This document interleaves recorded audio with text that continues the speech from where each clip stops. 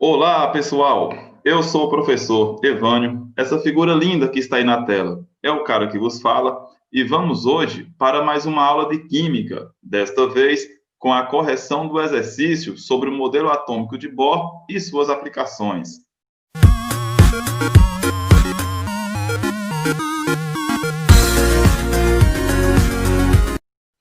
Bom, pessoal, na primeira questão diz o seguinte: no óxido iônico de Ti2O3, o íon Ti3+, tem como distribuição eletrônica em níveis de energia qual das seguintes opções? Primeiramente, consultando a tabela periódica, o titânio possui o número atômico 22. E, obviamente, o número de elétrons também para o átomo neutro é 22. Mas aqui mostra que ele perdeu 3 elétrons, portanto, está agora com 19. Então, seguindo o modelo da distribuição eletrônica por camadas, a camada K comporta 2, a camada L, que é a próxima, fica com 8, até aqui nós já temos 10, e a próxima camada, a M, ficaria com o restante, com 9. Eu digo ficaria porque, neste modelo, a última camada, mesmo suportando mais, nunca fica com mais de 8 elétrons. Então, o ajuste é feito da seguinte forma, deixa aqui com 8, e a próxima camada surge com o restante, com 1 elétron. Nesses termos, a ordem correta é 2, 8, 8 e 1. Portanto, a alternativa correta, letra D. Na segunda questão, diz o seguinte: na produção de fogos de artifício, diferentes metais são misturados à pólvora para que os fogos detonados produzam cores variadas. Por exemplo, o sódio, o estrôncio e o cobre produzem, respectivamente, as cores amarela, vermelha e azul. Se a localização dos elétrons num determinado nível depende da sua quantidade de energia, é incorreto afirmar que, letra A, quando a pólvora explode, a energia produzida excita os elétrons dos átomos desses metais, fazendo-os passar de níveis de menor energia para níveis de maior energia. Essa alternativa está corretíssima, mas não confere com a questão, que pede para marcar a alternativa errada. Então, vamos para a letra B. Os níveis de menor energia são aqueles mais próximos do núcleo, e os níveis de maior energia são aqueles mais distantes do núcleo, correto com o modelo de Bohr. Letra C. Quando o elétron retorna para o estado fundamental, ele cede energia anteriormente recebida na forma de luz, ou sob a forma de luz. Está perfeito. Aí vamos consultar a próxima, letra D. A luminosidade colorida nos fogos de artifício não depende do salto de elétrons de um nível para o outro. Opa, aqui tem um erro. Depende sim, galera. A emissão de luz é a transição eletrônica do nível mais energético para o nível menos energético. Então, a alternativa a ser marcada é a letra D, porque aqui está errado. E a letra E, só para constar, diz que no laboratório o estrôncio poderia ser identificado pela coloração vermelha, quando este recebe o calor de uma chama. Está correto. No enunciado da questão, diz que o estrôncio apresenta coloração vermelha. 3.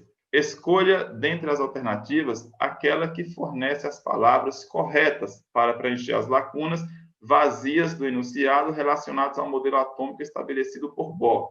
Vamos lá. Quando um elétron absorve certa quantidade de energia, salta para uma órbita mais externa. Quando ele retorna à sua órbita original, libera a mesma quantidade de energia na forma de luz. Aí ficou na cara, galera. Alternativa correta, letra E. Questão 4. Quantos elétrons existem no último nível da configuração eletrônica do ouro? A questão fornece os dados que o número atômico do ouro é 79. Como aí não se trata de um íon, a quantidade de elétrons também é 79. Então, vamos lá por ordem de camadas. Camada K suporta 2, a camada L suporta 8, a camada M vai até 18. Galera, nesse caso, nós já temos aqui um total de 2 mais 8, 10, com mais 18, 28 elétrons. Então, a camada N suporta 32. Aqui nós já vamos para 60 elétrons. Aí surge a camada N, que também suporta 32, com o restante, 19. Só que, nessa representação, a última camada nunca fica com mais de 8. Então, há necessidade de fazer um ajuste aqui. Mas como tem 19 elétrons, o ajuste mais próximo seria deixar ela com 18. E aí a próxima camada ficaria com o restante. Só que, para a penúltima camada ficar com 18, a última tem que ficar, no mínimo, com 2 elétrons. Esta é a regra. Como se eu descontar aqui um elétron, a última camada vai ficar com apenas 1, então não é possível que a penúltima fique com 18. Por isso, no ajuste, a penúltima vai ficar com 17, para que a última camada fique com 2 elétrons. Nesta ordem, a última camada, que no caso é a camada de valência, fica com apenas 2 elétrons. Alternativa correta, letra E. Questão número 5. As radiações características emitidas pelos átomos dos elementos ao serem aquecidos em uma chama ou submetidos a descargas elétricas foram investigadas exaustivamente no final do século XIX, quando observada através de um espectroscópio. A radiação forma um conjunto de linhas de várias cores ou comprimentos de onda, e as posições e as intensidades dessas linhas são características de cada elemento. O estudo dessas linhas é importante ainda hoje em campos como a astrofísica e foi fundamental para a compreensão da estrutura da matéria no início do século XX. Sobre espectros atômicos, é correto afirmar que a primeira afirmativa, que no caso aqui seria a afirmativa 1, diz o seguinte: espectros de emissão discretos são obtidos de luz proveniente de corpos densos e quentes, sólidos, líquidos ou gasosos, altamente comprimidos. Galera, essa questão está equivocada, até porque esse tipo de radiação é obtido em gases rarefeitos, ou seja, gases sob baixa pressão. Então, eles não poderiam estar comprimidos, tá? Essa primeira afirmativa é falsa. A segunda afirmativa diz o seguinte: espectros de emissão contínuos são obtidos por intermédio de aquecimento ou descargas elétricas em matéria pouco densa, como gases rarefeitos. Segunda afirmativa: espectros de emissão contínuos são obtidos por intermédio de aquecimento ou descargas elétricas em matéria pouco densa, como gases rarefeitos. Galera, tá errado. Esse contexto trata-se dos espectros descontínuos, tá?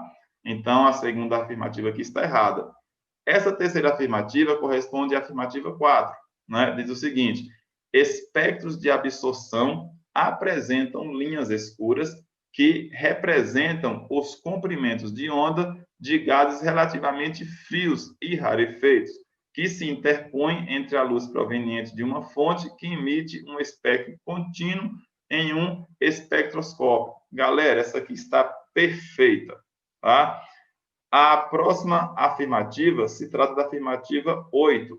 Diz o seguinte: o modelo atômico de Rutherford não explica os espectros de emissões discretos. Claro que não, galera. O modelo que explica é o modelo de Bohr, tá?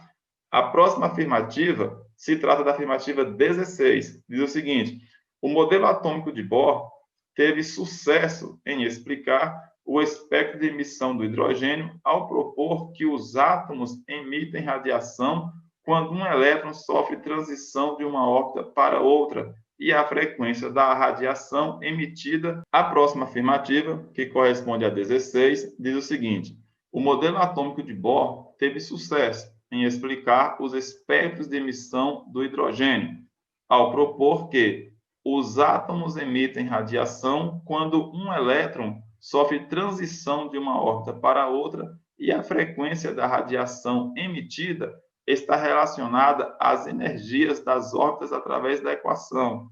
Galera, dê uma viajada aqui na equação. Essa alternativa não confere com a realidade, então não marque ela.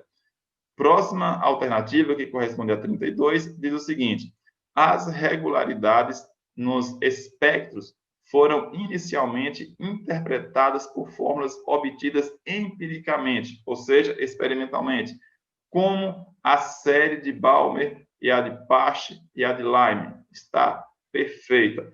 A alternativa a ser marcada também. Neste caso, galera, a questão pede como resposta a soma dos itens corretos.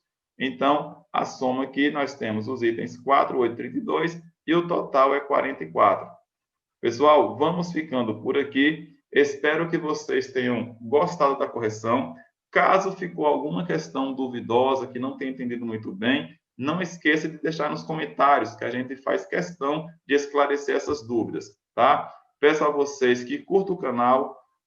Quem não se inscreveu ainda, se inscreva, compartilhe o máximo que puder, acione lá o sininho de notificações e até a próxima, galera. Valeu, tchau!